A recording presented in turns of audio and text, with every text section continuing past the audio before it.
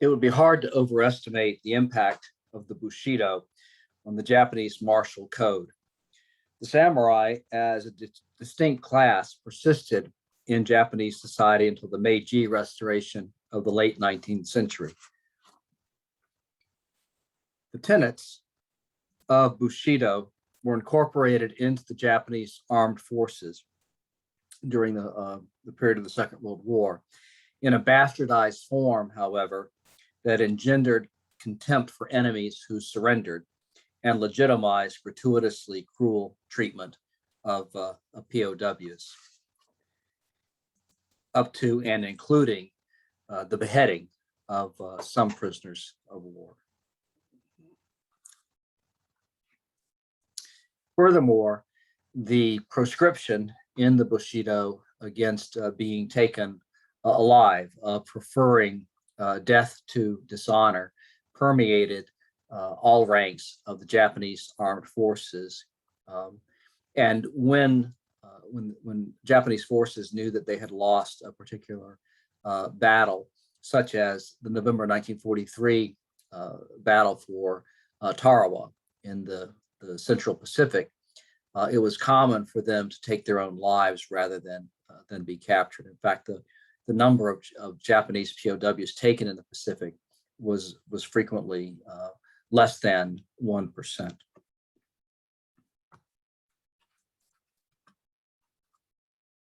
And yet, at its best, the Bushido informed the spirit of the Japanese pilots who, insufficiently trained to meet U.S. forces successfully in conventional combat, transformed their aircraft into manned cruise missiles and crashed into the decks of numerous U.S. warships, particularly during the Okinawa invasion in 1945. They were called kamikazes, meaning divine wind, after the name of the typhoons that saved Japan from a Mongol invasion in 1274 and again in 1281, as shown in this sequence from a recent Japanese film about a kamikaze pilot.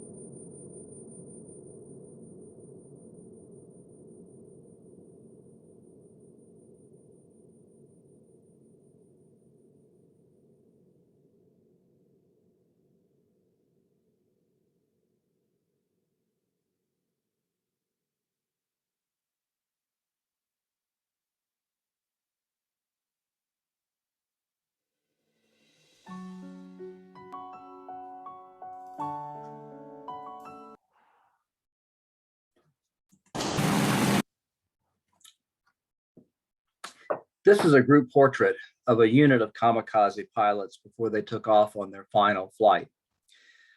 I want to leave you with the words of Heiichi Okabe, a member of the Japanese Kamikaze Special Attack Corps. This is his final testament to his family before performing his service for Japan.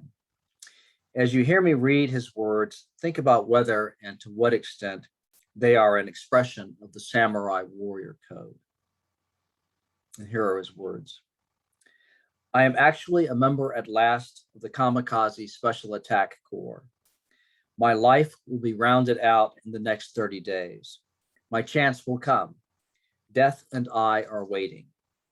The training and practice have been rigorous, but it is worthwhile if we can die beautifully and for a cause. I shall die watching the pathetic struggle of our nation. My life will gallop in the next few weeks as my youth and life draw to a close. The sortie has been scheduled for the next 10 days. I am a human being and hope to be neither saint nor scoundrel, hero nor fool, just a human being. The world in which I live is too full of discord. As a community of rational human beings, it should be better composed. Lacking a single great conductor, everyone lets loose with his own sound, creating dissonance where there should be melody and harmony. We shall serve the nation gladly in its present painful struggle. We shall plunge into enemy ships, cherishing the conviction that Japan has been and will be a place where only lovely homes, brave women, and beautiful friendships are allowed to exist. What is the duty today? It is to fight. What is the duty tomorrow? It is to win. What is the duty always? It is to die.